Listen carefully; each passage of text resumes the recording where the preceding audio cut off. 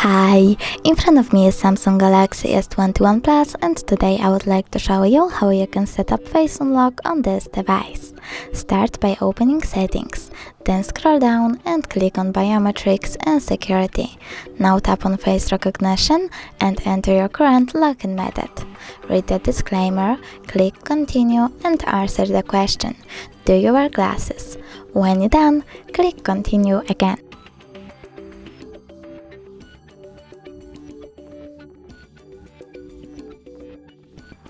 Now tap Done. So now when I turn off my screen and turn it back on, I can see that Face Unlock is working properly, so all I need to do is swipe up to open my device.